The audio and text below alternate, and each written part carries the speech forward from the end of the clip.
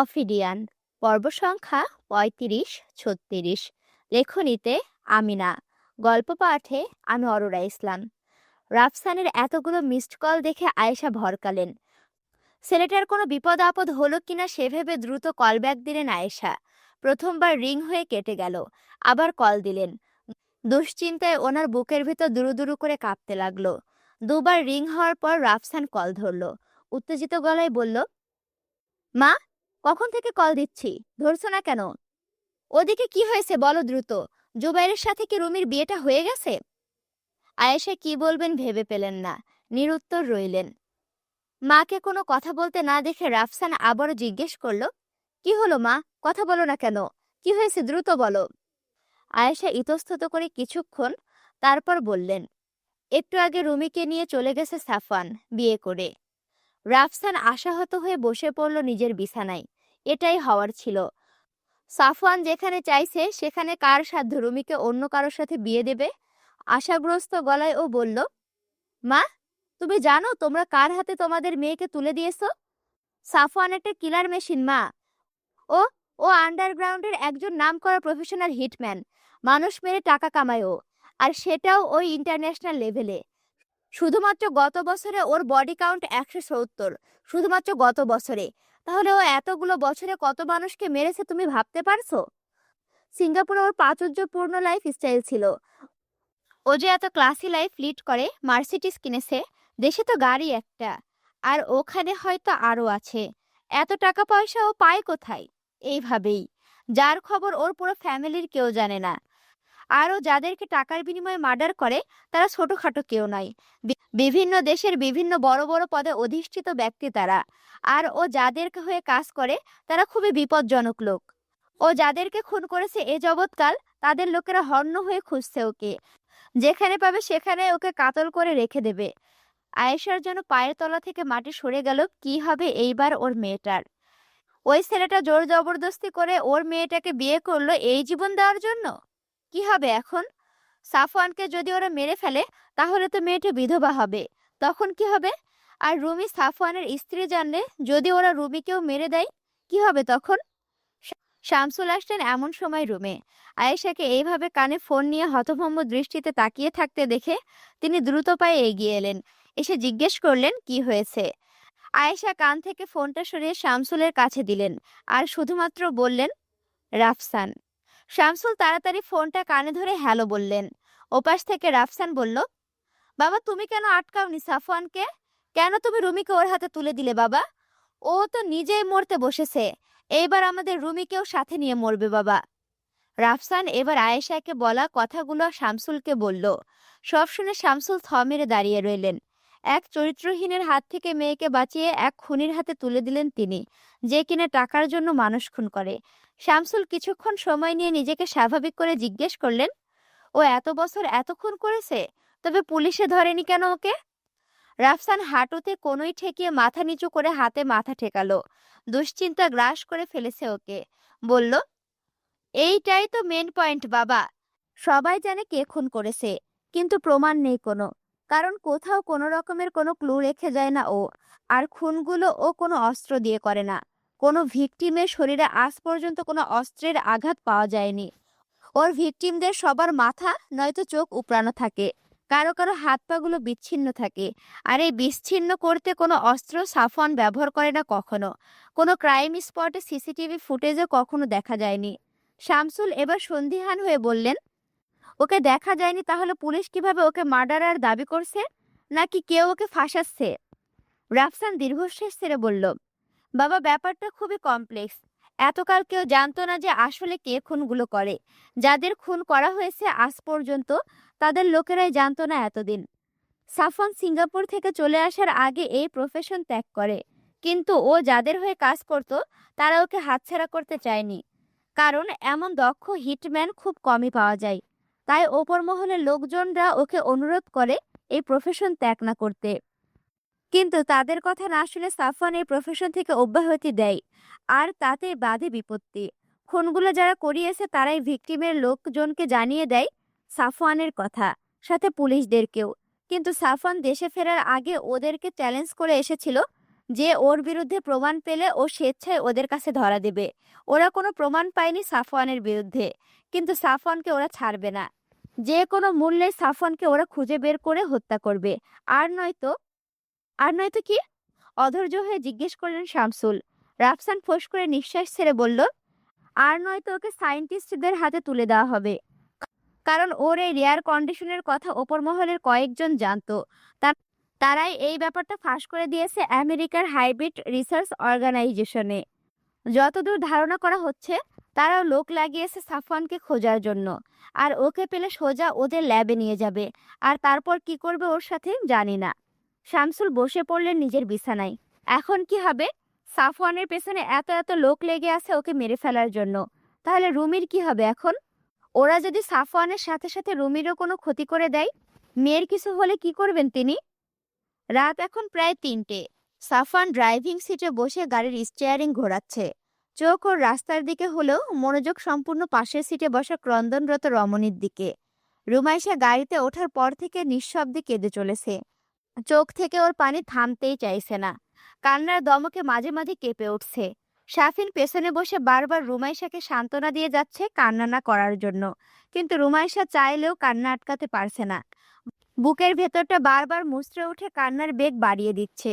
সাফওয়ান নীরব হয়ে আছে। রুমাইশার মনের অবস্থাটা একটু হলেও বুঝতে পারছে ও। সেই রাত থেকে ওর ওপর দিয়ে যা যা বয়ে গেছে, তাতে ওর কান্না না করাটাই বরং অস্বাভাবিক হতো। একবার আর চোখে দেখলো ও রুমাইশাকে। ক্লান্তিতে চোখ দুটো ছোট হয়ে এসেছে। মাথা থেকে ওড়না পড়ে গেছে। খোলা চুলগুলোর কয়েক গাছি বাতাসে উড়ছে। থেকে থেকে ফোপাচ্ছে ও।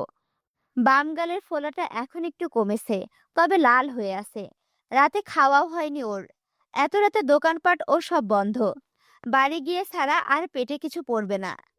রুমাইশার দিক থেকে চোখ ফিরিয়ে আবারও রাস্তায় মনোনিবেশ করলো সাফওয়ান।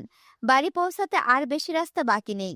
রুমাইশা ক্ষণিকের ভেতরেই গাড়ির উইন্ডো গ্লাসে মাথা টেকিয়ে ঘুমিয়ে পড়ল। সাফওয়ান গাড়ির গতিটা ধীর করে রুমাইশার সিটটা পেছনে হেলিয়ে দিল ভালোভাবে ঘুমানোর জন্য। তারপর আবার গাড়ির গতি বাড়িয়ে দিল ও। ঘুমের দরকার রিমুর। যত দ্রুত বাড়ি যাওয়া যায় তত দ্রুতই রিল্যাক্স হতে পারবে ও। রুমাইশা ঘুমানোর পর চারিদিকটা আরো নিস্তব্ধ হয়ে গেল। ঘড়ির ইঞ্জিনে শশার শব্দ ছাড়া আর কিছুই কানে এলো না। শাফিনের চোখেও ঘুম নেই। এত সব ঘটনা মুহূর্তের ভেতরেই ঘটে গেল। ভাইয়ের যে রূপ আগে কখনো দেখেনি, তাই দেখে ফেলেছে ও।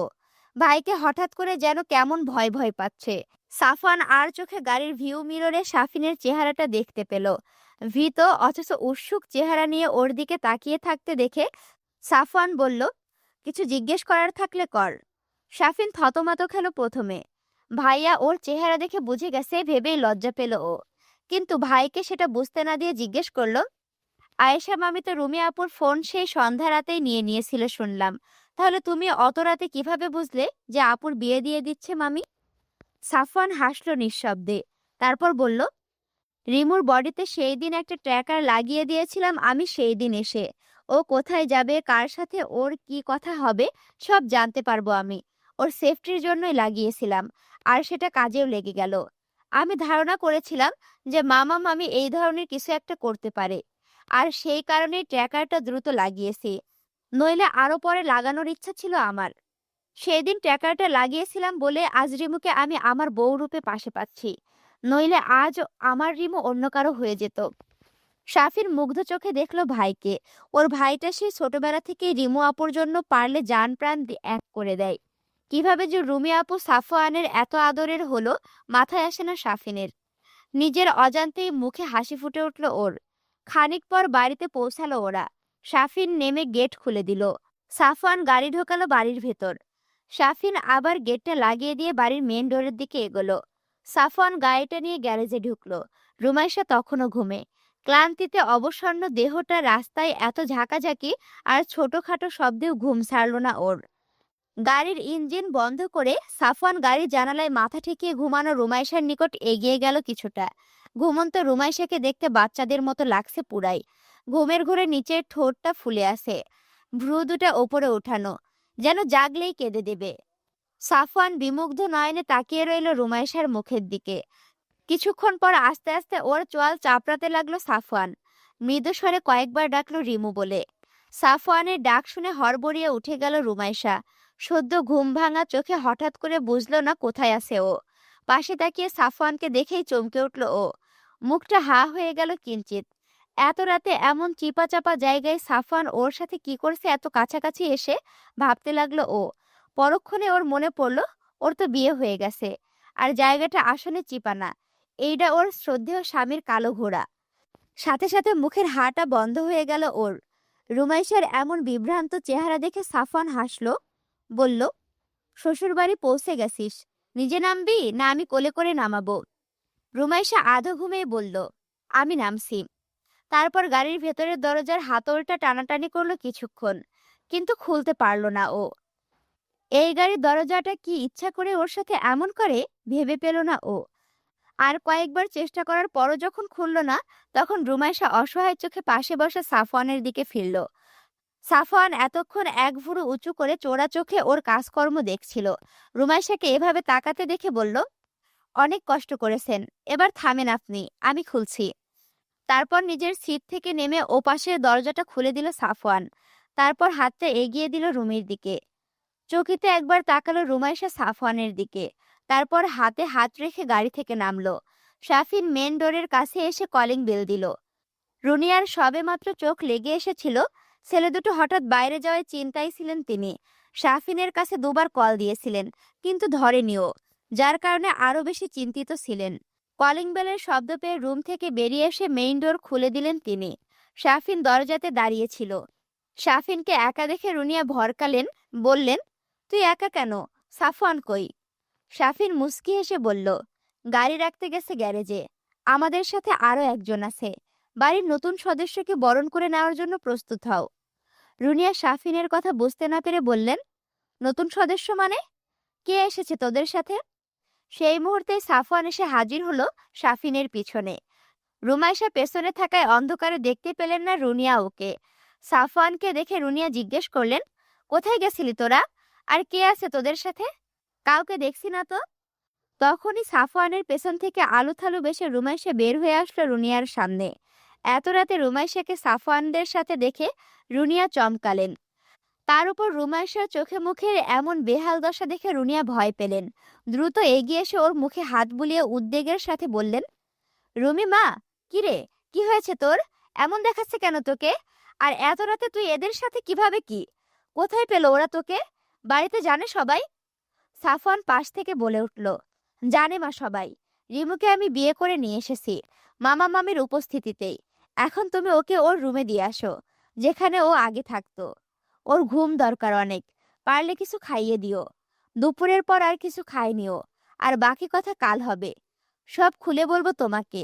এখন আমাদের সবার বিশ্রামের দরকার। তারপর শাফিনকে রুমে যেতে বলে নিজেও চলে গেল সিঁড়ির দিকে। রুনিয়া অবাক হলেন প্রচন্ড। কি এমন হলো যে এত রাতে গিয়ে সাফওয়ান বিয়ে করে আনলো রুমিকে?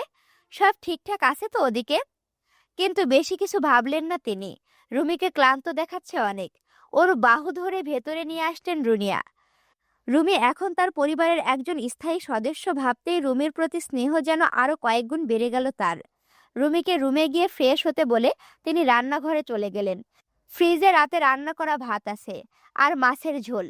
সেগুলো বের করে গরম করে থালায় ভাত বেড়ে নিয়ে আসলেন রুমির ঘরে। ঘুমের চোটে বসে বসে টাল খাচ্ছেন রুমাইশা। রুনিয়া তাড়াতাড়ি করে মুখে তুলে খাইয়ে দিলেন ওকে কয়েক লোকমা। অল্প কয়েকটা খেয়েই রুমাইশা হার মানল। এক গ্লাস পানি খেয়ে ঘুম ঘুম চোখে রুনিয়াকে বলল, আর একটুও খাবো না ফুপি, ঘুমে চোখ দুইটা বন্ধ হয়ে আসছে আমার, কিছু দেখতে পাচ্ছি না। চোখ বড় বড় করে চারিদিকে ঘুরিয়ে তাকিয়ে বলল রুমাইশা। রুনিয়া হাসলেন। মেয়েটা ঘুমের ঘোরেও দুষ্টুমি করছে। থালা নিয়ে বাইরে যেতে নিলে রুমাইশা পেছন থেকে বলে উঠল, তুমি আমার আজ সাথে ঘুমাবা একটু ফুপি? তোমাকে জড়িয়ে ধরে ঘুমাতাম, খুব ইচ্ছে করছে। রুনিয়া রুমাইশার দিকে পেছন ফিরে তাকিয়ে দুষ্টু হেসে বললেন, আমার ছেলেকে জড়িয়ে ধরতে পারছিস না বলে এখন আমাকে চাইছিস? রুমাইশা রুনিয়ার কথায় তাজ্জব বনে গেল। লজ্জা পেয়ে চোখ মুখ লাল করে বলল, সিসি ফুপি, কিসব বলো তুমি? যাও, লাগবে না, আমি একাই ঘুমাবো। বলে কোল বালিশটা নিয়ে উল্টো দিকে ফিরে বালিশে মাথা রাখলো রুমাইশা। রুনিয়া তা দেখে হেসে বললেন, ঘুমাতে থাক, আমি আসছি এগুলো রেখে। রুমাইশার মুখে হাসি ফুটে উঠল। কিন্তু এদিকে ফিরল না ও। উল্টো দিকে ফিরে ঘাপটি মেরে শুয়ে রইল। সকাল 10টা। রুমাইশা ঘুমিয়ে আছে এখনো। রুনিয়া ভোরে উঠে চলে গেছেন রান্নাঘরে। সবাইকে খাইয়ে দিয়ে রুমাইশার জন্য খাবার রেখে গেছেন রুমে। কিন্তু গভীর ঘুমে তলিয়ে থাকা রুমাইশা রুনিয়ার এতবার আসা যাওয়া একটিবারের জন্য টের পায়নি। রুনিয়াও ওকে আর ডাকেনি, ঘুমাতে দিয়েছেন। শাফিনও একটু আগে ঘুম থেকে উঠেছে। উঠতো না যদি সাফওয়ান ওকে সকাল সকাল তলব না করতো তাহলে। সাফওয়ান কল দিয়েছিল খানিক আগে। কল দিয়ে বলেছে খেয়ে দিয়ে রেডি হতে। রুমির সাথে বিয়েটা আনুষ্ঠানিকভাবে না হলেও বাসরটা আনুষ্ঠানিক না হলে সাফওয়ানের চলবে না। জন্ম মৃত্যু বিয়ে একটিবারই হয়। বিয়ে যদিও করা যায় পরবর্তীতে আবার, কিন্তু প্রথমবারের মতো এমন অনুভূতি থাকে না। নিজেদের প্রথম রাতটাকে স্মরণীয় করে রাখতে চায় ও। 10:30টার দিকে ঘুম ভাঙল রুমাইশার। চোখ মুখ ডোলে উঠে বসল ও। আড়মোড়া ভেঙে রুমের চারিপাশে চোখ বুলালো ও। বিয়ের পর যেন সবকিছুকে কেমন অন্যরকম লাগছে। এই ঘরটাতে তো আগেও থেকেছে, কিন্তু তখনকার অনুভূতি আর এখনকার অনুভূতি সম্পূর্ণ আলাদা। তখন ঘরটাকে নিজের নিজের মনে হতো না, কিন্তু এখন সবকিছুকে নিজের মনে হচ্ছে। এই বিছানাটাকে হঠাৎ মনে হচ্ছে খুব আপন, অথচ কিছুদিন আগেও এমন মনে হতো না। একটা বিয়ে কি এইভাবেই অল্প সময়ে মানুষের মন মস্তিষ্কের ওপর প্রভাব ফেলে? এই কামরাটা আগে সাফওয়ানের ছিল। ছোটবেলায় যখন আসতো এ বাড়িতে, তখন সাফওয়ান এই রুমে থাকতো। বিছানা, চেয়ার, টেবিল সবকিছুই একইভাবে বিন্যাস করা ছিল। রুনিয়া চেঞ্জ করেনি আর পরে। রুমাইশাও কোনোদিন কোনোটিকে সরায়নি। যেটা যেভাবে ছিল সেটা সেভাবেই আছে। ওই বড় জাদ্রেল আলমারিটা সেই প্রথম থেকে এই ঘরেই আছে। কত লুকোচুরি খেলেছে ওরা এর ঘরে। সন্ধ্যাবেলায় যখন আলো খুব কম থাকতো, আফসা আলোয় কাউকে তেমন দেখা যেত না, তখন ওরা সমস্ত বাড়ি জুড়ে লুকোচুরি খেলতো। রুমাইশা বেশিরভাগ সময় লুকাতো এই আলমারির নিচের তাকে।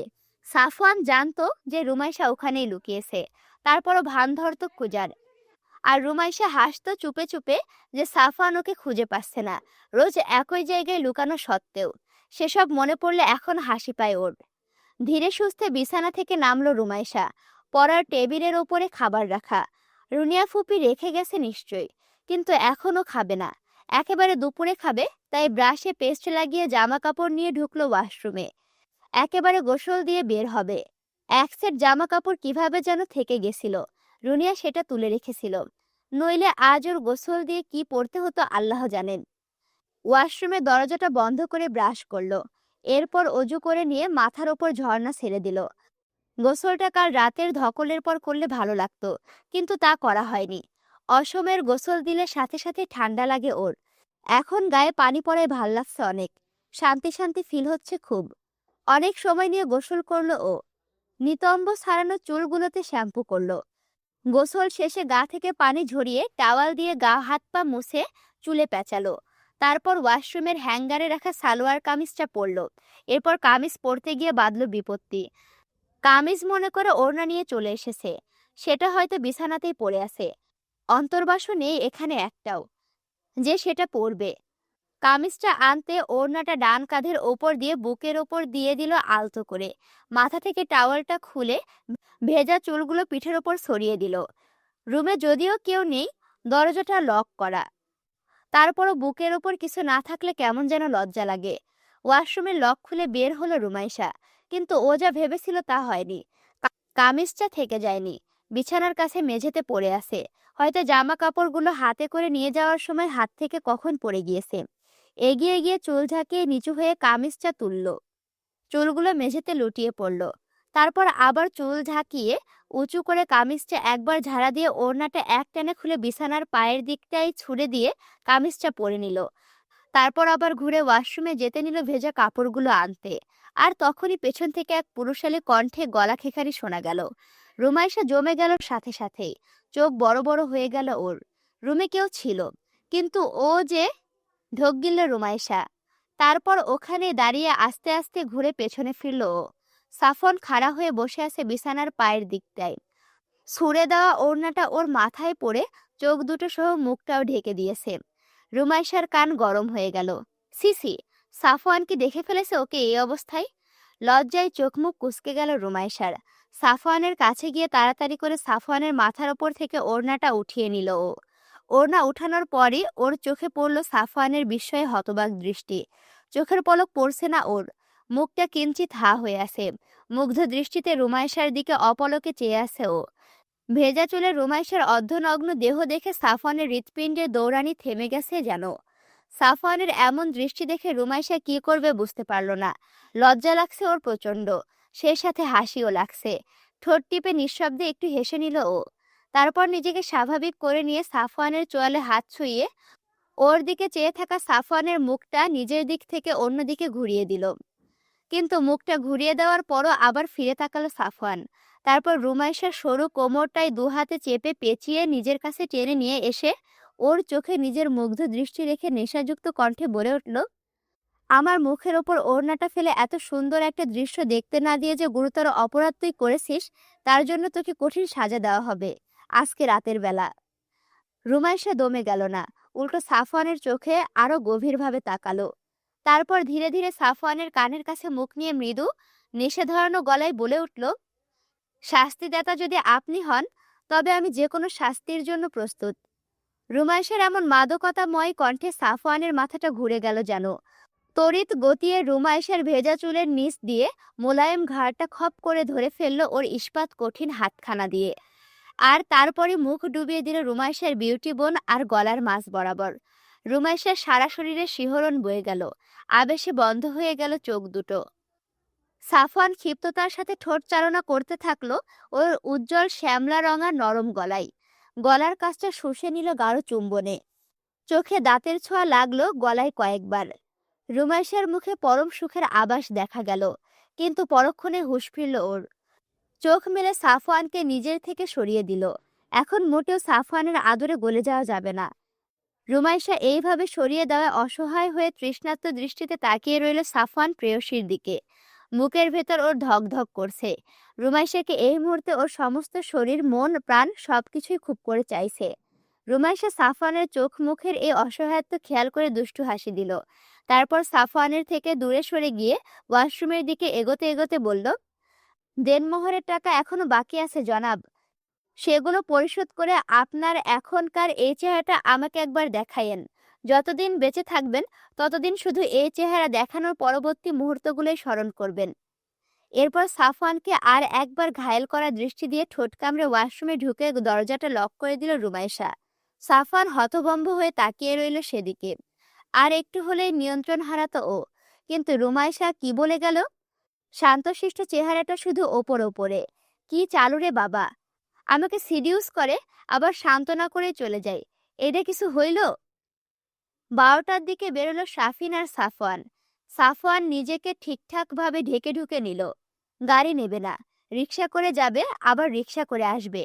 বাংলাদেশে এসে এই প্রথম রিক্সা চড়বে ও। সেই কোন ছোটবেলায় চড়েছিল তা ওর মনেও নেই। রুনিয়াকে বলে বের হলো সাফওয়ান আর শাফিন। রুমাইশা জানে না কিছু এ ব্যাপারে, ওকে বলা হয়নি কিছুই। রুনিয়াকেও বলা হয়েছে যেন রুমিকে কিছু না জানানো হয়। রুনিয়াও মেনে নিয়েছেন। রুমাইশা নিজের মনে রুমে বসে খাচ্ছে আর ফেসবুক ঘাঁটছে। দ্রুত ভাত খাচ্ছে, কারণ সাফওয়ান তখন এক গাদা চকলেটের চিপস দিয়ে গেছে। আসলে কথা হচ্ছে, আমার এখন অনেক হেঁচকি আসছে বুঝছো। হঠাৎ করে ভিডিও বানাতে বানাতে আমার হেঁচকি আসছে। এখন যদি আমি ভিডিও বানানো অফ রাখি তাহলে রাত্রে আপলোড দিতে দেরি হয়ে যাবে।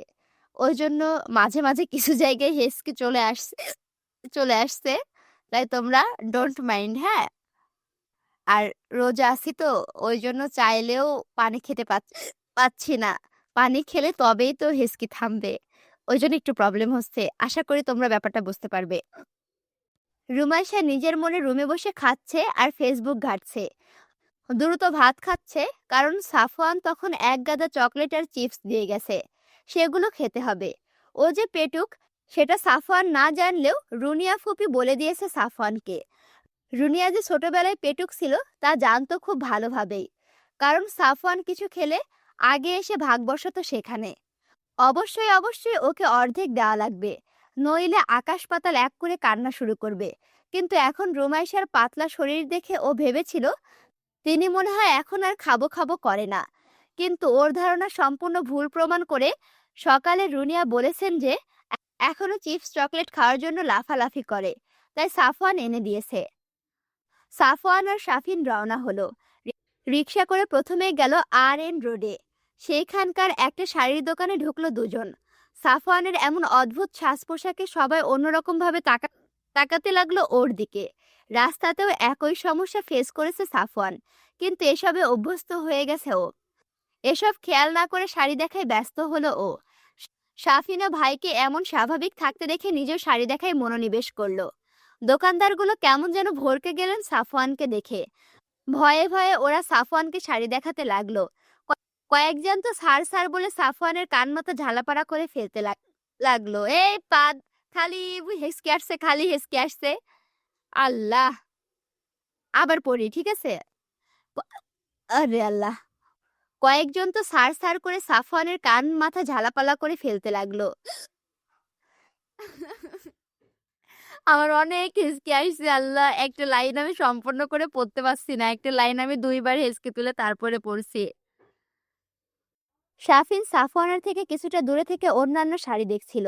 ওর বিপরীত পাশে দাঁড়ানো দুটো মেয়ে সাফওয়ানকে দেখে নিজেদের মধ্যে কথা বলাবলি করতে লাগলো।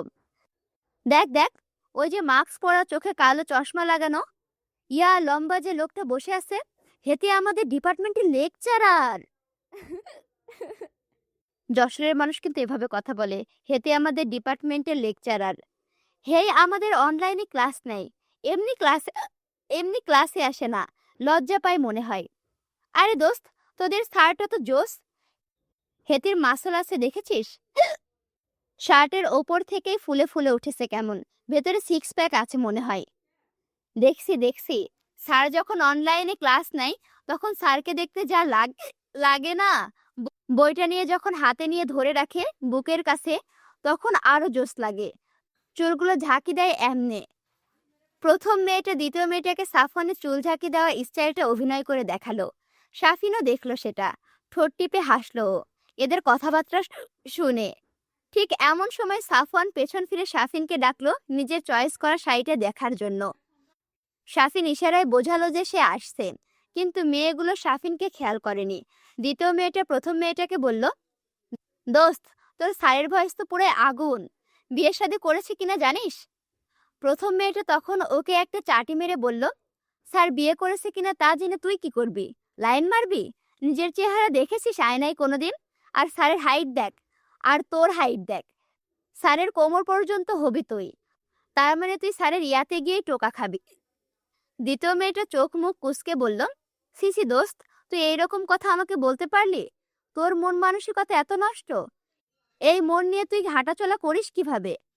প্রথম মেয়েটা আবার দ্বিতীয়টাকে চাটি মারল। শাফিন সাফওয়ানের দিকে এগোলো। মেয়ে দুইটার কথা আর শোনা হলো না, কিন্তু ওর খুব হাসি পাচ্ছে। কিন্তু অনেক কষ্টে দাঁতে দাঁত চেপে হাসিটা আটকানোর চেষ্টা করছে ও।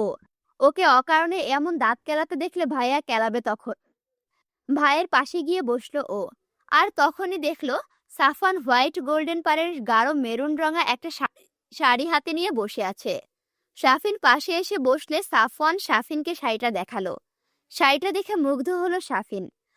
অর্গানজা কাতানের শাড়িটা সত্যিই চোখে লাগার মতো। ভাইয়ের পছন্দকে আরো একবার তারিফ করলো মনে মনে। শাড়িটা হাতে নিয়ে সাফওয়ানের দিকে তাকিয়ে বলল, খুব সুন্দর শাড়িটা, আপুর গায়ে সেই সুন্দর মানাবে।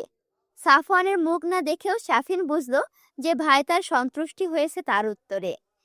ব্লাউজ পিসটা শাড়ির থেকে কেটে নিয়ে একসাথে শাড়িটা প্যাক করতে বলল সাফওয়ান। রুমাইশার জন্য আরো 2টা সুতির শাড়ি নিল ওরা। তারপর সাফওয়ান মায়ের জন্য আরো একটা কিনলো। মাকে কিছু দেওয়াই হয়নি এখন পর্যন্ত। মায়ের হাতে টাকা তুলে দিলেও ওভাবে কখনো কোনো কিছু উপহার দেওয়া হয়নি। দিবে দিবে করেও দেওয়া হয়ে ওঠে না। আজ একটা সুযোগ হয়েছে, এই সুযোগ মিস করা যাবে না। সেলসম্যান সবগুলো প্যাক করে দিলে টাকা পরিশোধ করে দোকান থেকে বেরিয়ে পড়লো ওরা গহনা কেনার উদ্দেশ্যে। স্বর্ণপটিতে গিয়ে প্রয়োজনীয় গহনা কিনে আরো কয়েক দোকান ঘুরে 2টা পিওর সুতির 3 পিস আর 2টা হেভি এমব্রয়ডারির সালোয়ার কামিজ নিল সাফওয়ান। সবগুলো নিজের পছন্দে কিনলো।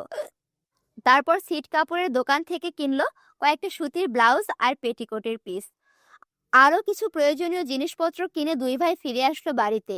এসে মায়ের কাছে মেরুন রঙের শাড়িটা আর গহনাগুলো দিয়ে ব্লাউজটা সন্ধ্যার ভেতরে বানিয়ে ফেলতে বলল। অন্যান্য প্রয়োজনীয় জিনিসগুলো রুনিয়ার হাতে ধরিয়ে দিল। আর এরপর মায়ের জন্য কেনা শাড়িটাও দিল মায়ের হাতে, দিয়ে বলল, এটা তোমার জন্য মা, এটা পরে আজ বাবাকে চমকে দিও। রুনিয়া সাফওয়ানের কথা শুনে লজ্জা পেয়ে হেসে উঠল। শাড়িটাকে ঘুরিয়ে ফিরিয়ে দেখল, মুখে হাসি ধরছে না তার। ছেলের থেকে উপহার পেয়ে প্রচন্ড খুশি হয়েছেন তিনি। মুখ দেখেই বোঝা যাচ্ছে শাড়িটা খুব মনে ধরেছে রুনিয়ার। মাকে এইভাবে কিশোরী মেয়েদের মতো লজ্জা পেতে দেখে আর হাসতে দেখে সাফওয়ান খুশি হলো খুব। দুই হাতে মায়ের মুখটা ধরে একটা ডলা দিয়ে নিজের রুমের উদ্দেশ্যে চলে গেল ও। ছেলের থেকে এমন অনাকাঙ্ক্ষিত উপহার আর আদর পেয়ে রুনিয়ার চোখের কোণে খুশির কান্না জমল। সাফওয়ানের মুখের এই তৃপ্ত হাসিটা উনি দেখেননি কতকাল। উনি ভাবেননি কখনো রুমিকে ছেলের বউ করার কথা, অথচ আজ তার ছেলের খুশি সারাটা সময় ধরে আশেপাশেই ছিল। আনমনে হাসলেন রুনিয়া। ছেলের এমন খুশি খুশি চেহারা দেখে তার আর ইশতিয়াকের বিয়ের প্রথম দিনের কথাগুলো মনে পড়ল রুনিয়ার। লাজুক লতার মতো হেসে নিজের আর রুমাইশের শাড়ি অন্যান্য জিনিসপত্রগুলো নিয়ে নিজের রুমের দিকে এগোলেন। ইশতিয়াক রুমে নেই, অফিসে গেছেন, আসবেন খানিক পরেই। রুমাইশার শাড়ির ব্লাউজটা বানানোর জন্য রুমের বেলকনিতে রাখা পা চালিত সেলাই মেশিনটায় রেডি করতে লাগলেন। নিজের জামা কাপড়, ব্লাউজ, পেটিকোট সব নিজে নিজে বানানোর জন্য মেশিনটা কিনেছিলেন। সেলাই মেশিনটা বেলকনিতে রেখেছেন, কারণ বাড়ির ভেতরের দিকে নিলে শব্দটা সবার কানে অনেক অসুবিধা হয়। তাছাড়া শাফিন পড়াশোনা করে সারাদিন বলতে গেলে, তাই এক কোণে নিয়ে এসেছেন যেন কারো কোনো অসুবিধা না হয়। সেলাই মেশিনটা ঠিকঠাক করে রুমাইশার রুমে গেলেন তিনি।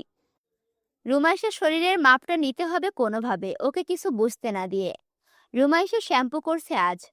লম্বা চুলগুলো শ্যাম্পু করার দিনে শুকাতে সময় লাগে অনেক। চুল শুকাতে জানালাটা খুলে জানালার দিকে পেছন ফিরে বসে বসে ফোন চাপছে ও। রুনিয়া এলেন এমন সময়, হাতে ওনার পরিমাপের ফিতা। এসে বললেন, উঠে দাঁড়া তাড়াতাড়ি। আসসালামু আলাইকুম ওয়া রাহমাতুল্লাহ। কেমন আছো তোমরা সবাই? তোমরা বিশ্বাস করবা কিনা জানি না, আজকে আমার এই লাস্টের পর্বটা পড়তে এত অসুবিধা হয়েছে বলার মতো না। মানে আমার প্রত্যেক এই লাস্ট 10 মিনিটে আমার যতটুকু ভয়েস দিয়েছি ততটুকু পুরোটাতে আমার পুরো হিসকি আসছে। এখন তোমরা বলতে পারো, আপু তুমি কেন এই অবস্থায় ভিডিওটা বানাইলা? মূলত আমি যদি এখন ভিডিওটা না রেডি করি তাহলে রাত 8টার দিকে তোমরা আর ভিডিওটা পাবা না। ভিডিও আপলোড দিতে দিতে রাত 9টা থেকে 10টা বেজে যাবে। আমি চাচ্ছিলাম না তোমাদেরকে কষ্ট করে অপেক্ষা করাতে, ওই জন্য এই অবস্থায় কোনো রকমে টাইনে টুলে নিয়ে আসছি ভিডিওটা, বুঝছো? আশা করি তোমরা আমার ব্যাপারটা বুঝতে পারবে। কিছু ভুল তো মানুষের হয়, স্বাভাবিক। একটু আজকে ম্যানেজ করে নাও, ইনশাল্লাহ কালকে থেকে আর এই ভুলগুলা হবে না। আশা করি তোমরা আমার ব্যাপারটা বুঝতে পারছো। ভিডিওতে যদি লাইক কমেন্ট শেয়ার না করে থাকো, আজকে আর লাইক কমেন্ট শেয়ার করতে বলছি না, কারণ আমি ভিডিওর মাঝখানে অনেক খারাপ করে ভিডিওটা আজকে বানানো হয়ে গেছে হিসকির কারণে। কিন্তু আমার চ্যানেলটি যদি এখনো সাবস্ক্রাইব করে না থাকো, অবশ্যই সাবস্ক্রাইব করে পাশে থাকো। দেখা হচ্ছে পরবর্তী ভিডিওতে। আমি তোমাদের সাথে আছি, তোমাদের অপ্রিয় পাঠিকা অরোরা ইসলাম। আল্লাহ হাফেজ।